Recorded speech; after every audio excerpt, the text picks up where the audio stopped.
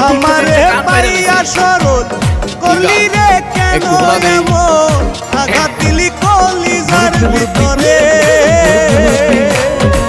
নিষ্ঠুর ময়না পাখি দিলি রে পাখি বিচার দিলাম মাওলারি কাছে ও মাওলা রে শালাই যে টিকটক আইডি বানায় আছে ভাই এত যে ভিডিও সারি ফরি উঠে নাই